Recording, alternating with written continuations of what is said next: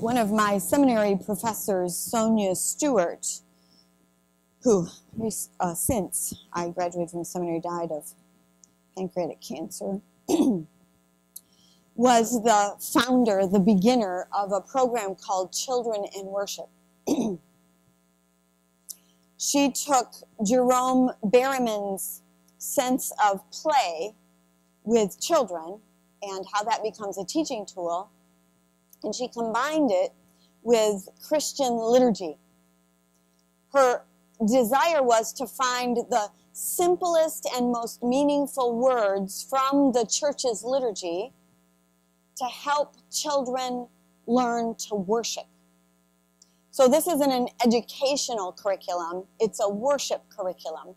And in many churches that use this curriculum, probably not even appropriate to call it a curriculum, the children go to worship centers. And in the story of the Good Shepherd, which is her foundational story, the worship leader sits. The children gather around an open space, and the worship leader pulls out a beautiful box covered with gold paper. And she says, "This is one of the stories of Jesus." And then she takes the cover off the box and pulls out of the box a beautiful green cloth, rich green cloth. And she says, "I wonder what this might be." And then she takes out a piece of blue cloth and sets it on the green cloth. And it's kind of round shaped. And she says, "I wonder what this blue cloth might be." And then she takes out 3 gray round pieces that are a little more jagged, and she sets them over here, and she says, "I wonder what these gray jagged things might be." And then she takes out some long pieces of cloth that are brown, rectangular, and she lays them slowly and carefully in a square. And when she gets 6 or 8 or so of them on each side, she takes one of the sides and opens them very carefully.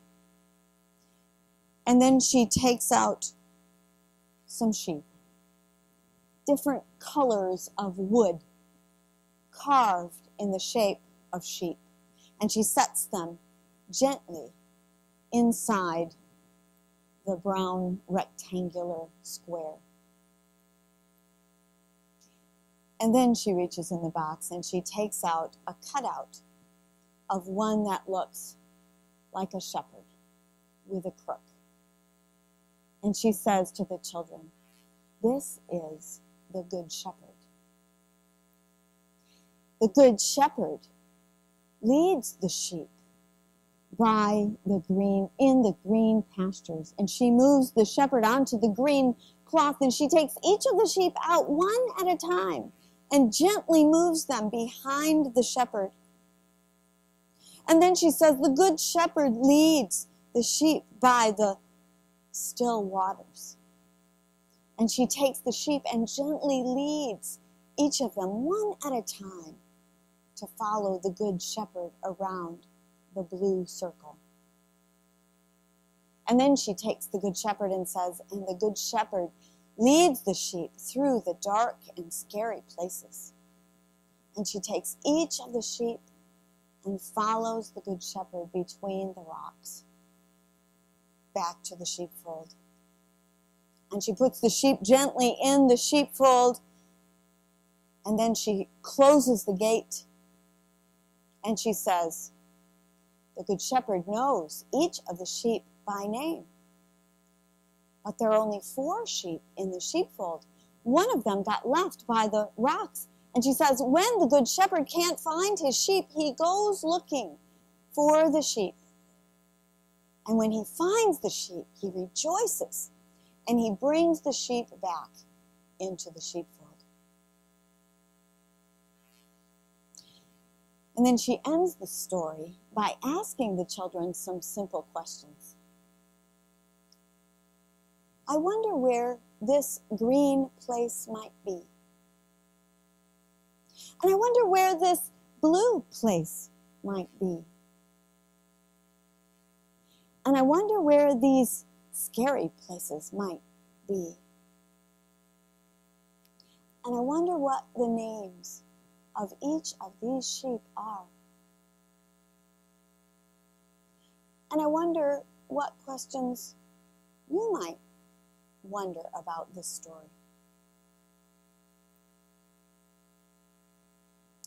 And then sometimes the children are quiet. And sometimes they have all kinds of questions. And sometimes they give answers, and for the leader, it's tough not to respond to the answers because we're supposed to let the Spirit move among the children and let them have their own answers. So my wondering today is what you're wondering about the story of Jesus, the Good Shepherd.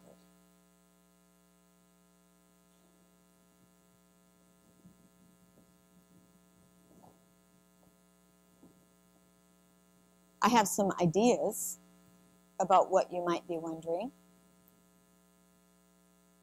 Maybe you've always heard that sheep are rather stupid animals.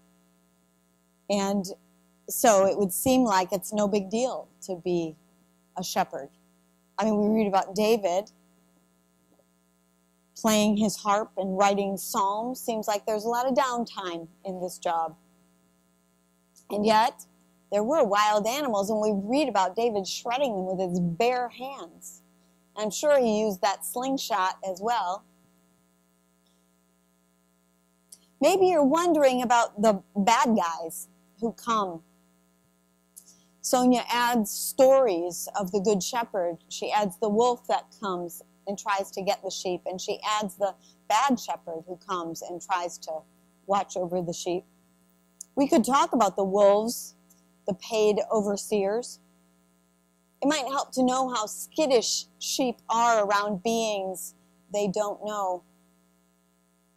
We might mention the priests and ministers who abuse their power, take advantage of those who are innocent and vulnerable.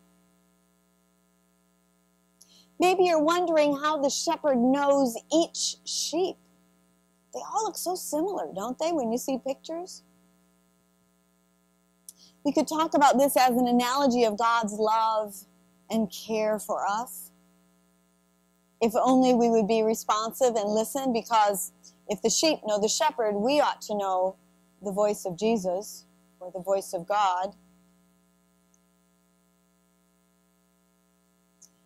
Maybe you would wonder about Jesus, the shepherd, laying down his life for the sheep.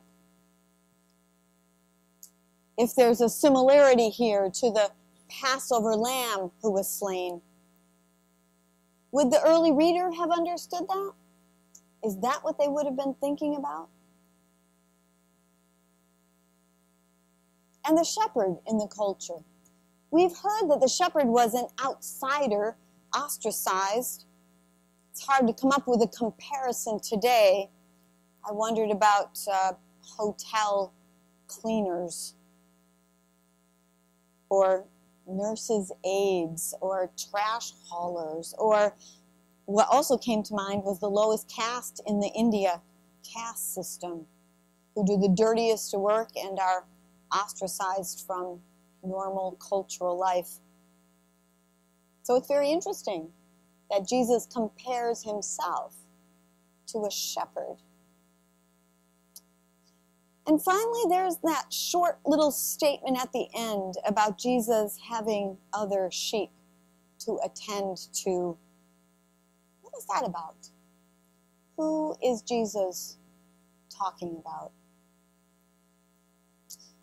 I wonder what you might be wondering in this story of the Good Shepherd.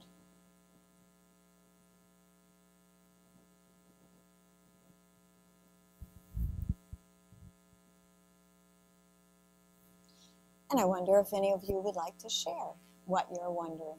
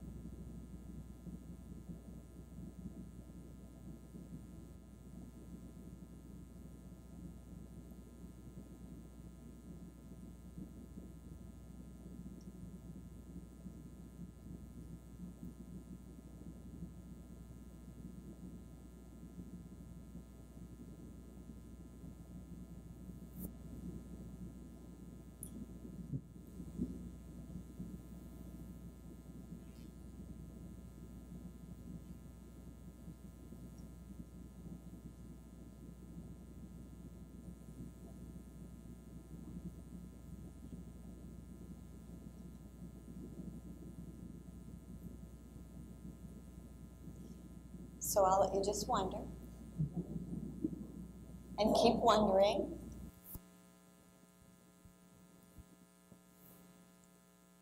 Okay.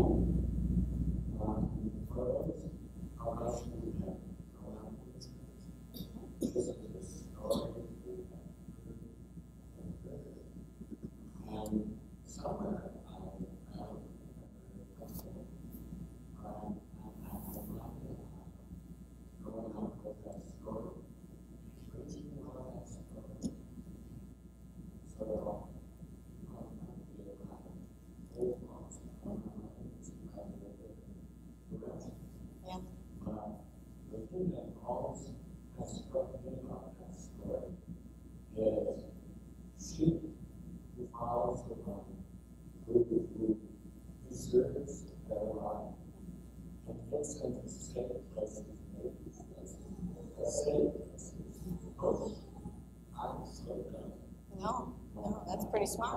Yeah. Yeah.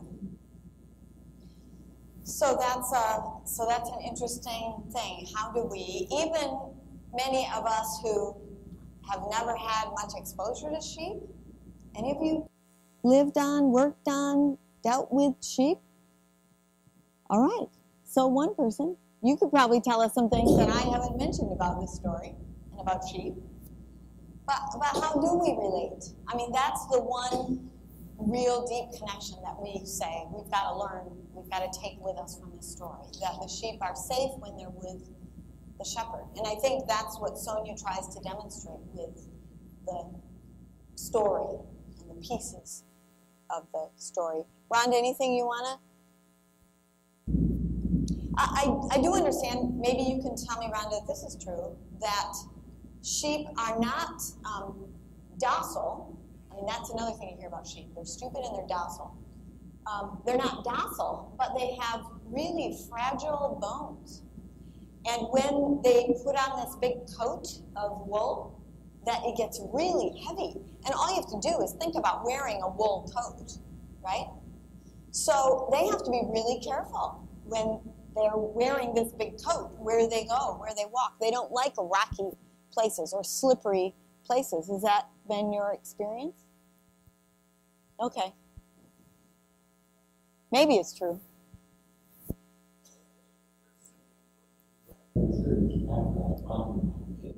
Uh-oh.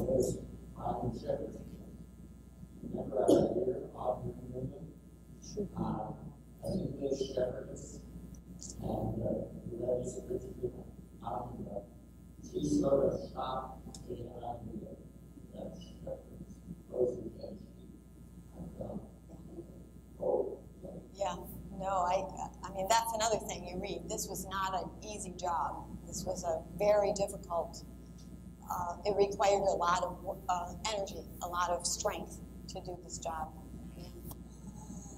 So there's one more thing that I wonder if you're wondering about. You know, the focus of this text seems to be on the Good Shepherd, the one who cares for and loves the sheep, the one who keeps them safe from harm and ill. The Good Shepherd's the one who lays down his or her life to save the sheep, to look for the lost sheep when they don't come back to the fold. So what about the sheep? What can we learn about the sheep from this text?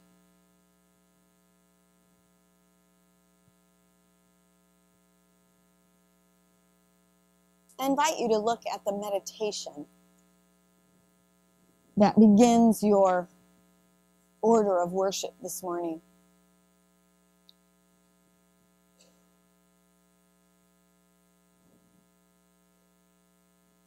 This was written by a retired Episcopalian priest, Reverend James Liggett, I think is how you say his name. He was commenting on this text this week in a blog. He says, each and every one of the sheep has purpose and value and worth. Each is important. if the analogy is to us as sheep, then the next sentence holds true. Each and every one of us can contribute and is called to contribute in one way or another to the mission of the church. You can't be too young or too old or too new or too sick or too ordinary or too uneducated or too ornery or too busy or too anything to avoid the reality of wool and mutton. So I had to do a little background when I read this. I thought this was a new twist on the text that I hadn't heard before. And he talks about how in that culture, sheep were not just cute. In fact, they weren't necessarily even cute the way we see them today. They were necessities of life. To keep the sheep alive and well was to eat and to stay warm when the weather got cold. So, again, if the analogy holds that Jesus is the good shepherd and we are the sheep, we aren't just cute. We aren't just something for Jesus to take care of. We serve a purpose in this world. We serve Jesus' purpose in this world. We are wool and mutton. We are to feed and clothe the world. Well, that was an interesting twist on the passage that I hadn't heard before. So now I have another question for you. How are you wool? I said wheat, didn't I? How are you wool or mutton? How are you feeding and clothing the world? Or taking care of the world? What are the ways in your work that you're helping the most vulnerable of our communities? What are the ways in your retirement that you're volunteering, that you're caring for people who don't have someone to care for them, that you're sharing your gifts and your skills with others so that they might have a new gift or skill?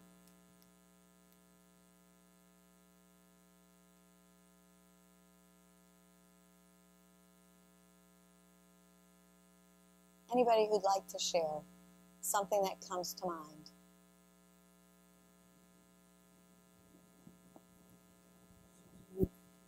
Amen. Susanna's Kitchen, you are feeding the world. Thank you for, it was on the tip of my tongue, but yes, needed to be said. Thank you, Polly. Education. Serving in the education arena, making sure that children in particular have a good education. Thank you, Jerry. Excellent examples. Supporting the Heifer Project, which sends animals around the world to people who need to eat or make a living or whatever. What else? All right, washcloths and rulers, helping those who need to learn and need to stay clean. Excellent example.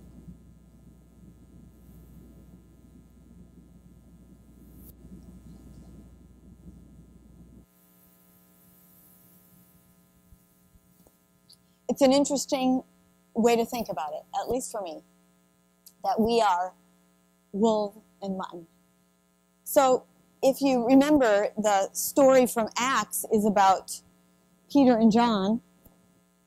And I puzzled for a good bit of this week about why that story was paired with this gospel lesson.